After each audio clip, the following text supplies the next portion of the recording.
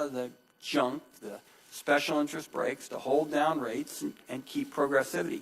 Wouldn't long-term predictable tax reform be the kind of cushion that would help address the shocks that you're concerned about for the economy?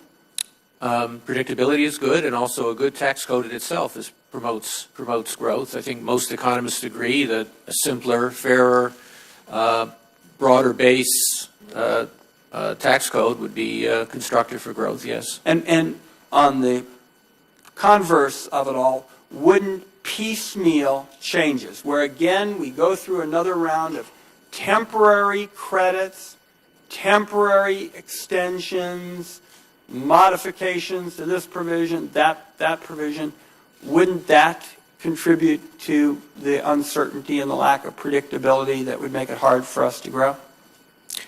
Well, Senator, as you fully appreciate, politics is complicated, and sometimes not everything is feasible, and from a political point of view, but from an economic point of view, obviously, the more comprehensive and clean the tax reforms or spending reforms can be, the more likely they'll be good, efficient from an economic point of view, and the more likely they'll reduce uncertainty. I think your points are well taken, Mr. Chairman. My concern is, absent the kind of comprehensive reform that I think would be as strong a cushion to the shocks that you're talking about, I just hope that the country will see how important it is to steer away from yet more piecemeal kinds of changes that make this broken tax system even more dysfunctional and don't give businesses and consumers the predictability they need to generate the growth that you are talking about. Thank you, Mr. Chairman. Thank you, Senator Wyden. Senator Johnson. Thank you, Mr. Chairman, and Chairman Bernanke. Thanks for coming here to testify. I don't envy your task. It seems to me that you've been given the task of trying to address fiscal mismanagement with monetary solutions, and it just doesn't work long term. I think we're seeing that starting to collapse in Europe as people have tried to come to the rescue of Greece, and I'm just not sure how far we are behind Greece. The argument here in terms of getting our fiscal house in order, long-term sustainability, seems to certainly break down between how much revenue can we raise and how much do we spend. And to me, it's just clearly a spending problem. 10 years ago, we spent $1.9 trillion. Last year, we spent $3.6 trillion, and according to the President's budget in 10 years, he'd like to spend $5.8 trillion. And I am concerned that we delude ourselves in thinking that we can actually increase revenue by potentially raising tax rates or trying to get us up above the 50-year average of 18.1% of revenue extracted from this economy. I mean, our long-term spending is 20.2%, so over the last 50 years, we've just run this 2.1% structural deficit. And there's an interesting article in the Wall Street Journal today about Maryland's attempt to tax millionaires. When they did that back in 2007, they estimated they would raise $330 million by doing that. In fact, a study was just produced, said that they raised about $120 million, about 36% of the raised revenue. So I'd just kind of like to get your comments on the federal government's ability to extract more than that 50-year 18.1% long-term average in revenue. Well, first on the broad question of spending and taxes, there's a deep philosophical debate about the appropriate role of government, the appropriate size of government, and you're obviously quite aware of that. And that's something Congress is going to have to work out. That's what people elected you to do, is to figure out the right role of government in the economy. I think that it's true that beyond a certain point, higher taxes impose cost on the efficiency of the economy, and those are trade-offs that Congress has to consider. In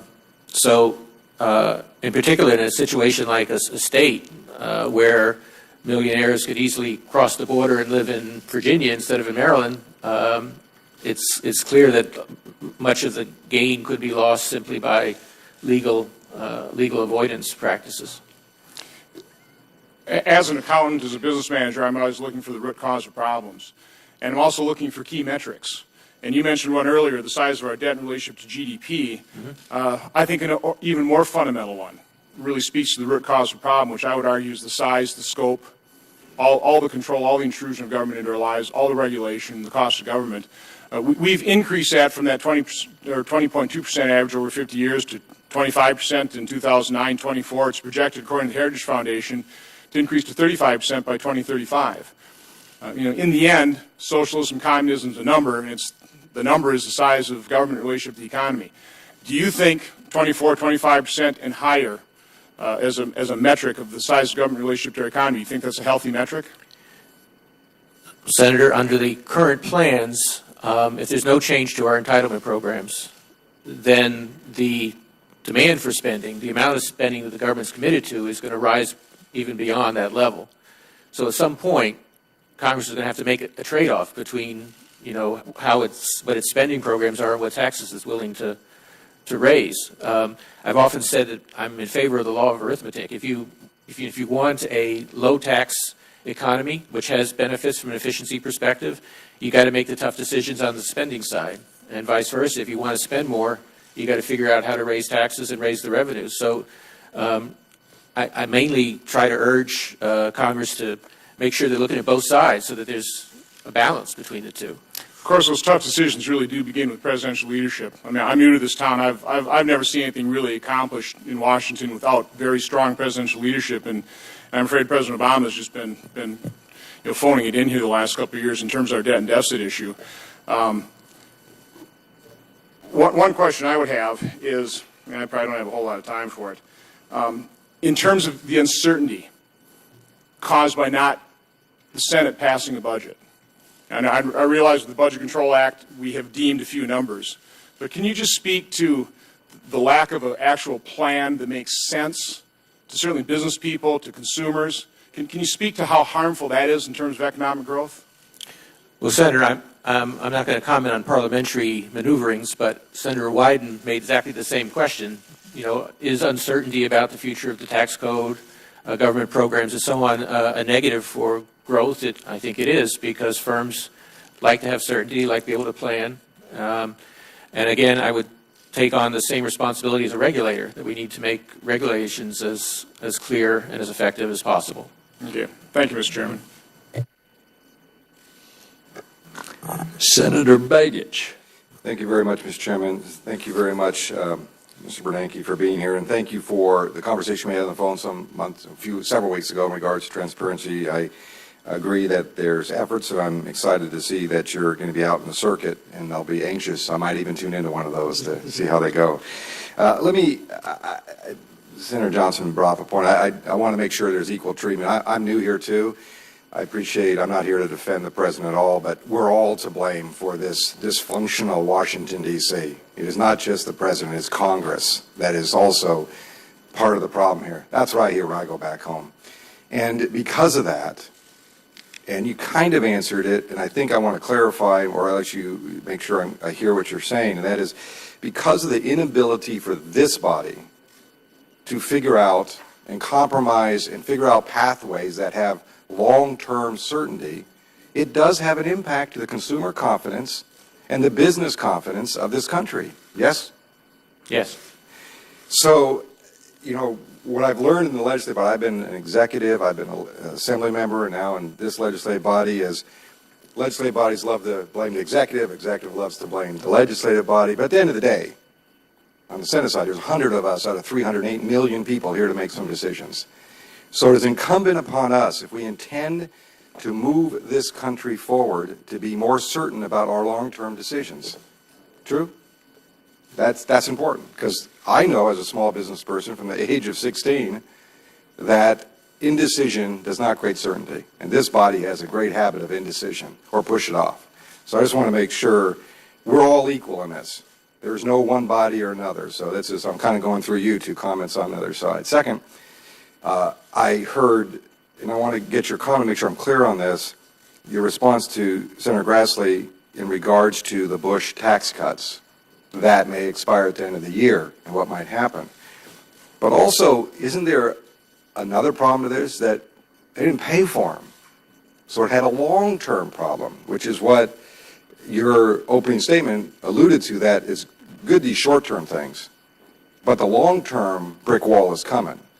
So when you have these schemes that have a tax scheme that costs $4 trillion, you don't pay for it today, you're going to pay for it tomorrow, and you're going to pay with interest.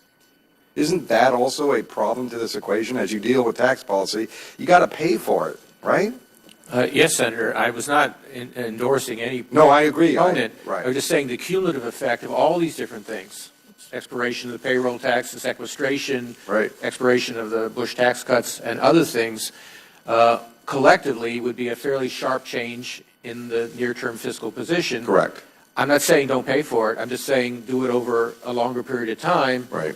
And do it, but do it seriously. I agree with Senator Sessions' concern that it's just push it off mañana. You don't want Right. to do that. You want to Right. make a credible, strong plan, but one that phases in over a period so that the economy will not hit a huge pothole. Right, and that's right. I just want to make sure that's kind of in this discussion, because I was one of those that supported the $4 trillion. I think we need to be aggressive about this, but we also have to balance against what we're trying to do today, because if you get an imbalance, you're going to have a direct impact. And there are good signs. I mean, I read your latest piece. I don't know if it was written by you or your interview by Bloomberg in regards to how the economy is moving. It's going to be a slow drag on this economy for some time, but it's actually moving in certain areas. Manufacturing, as you indicated,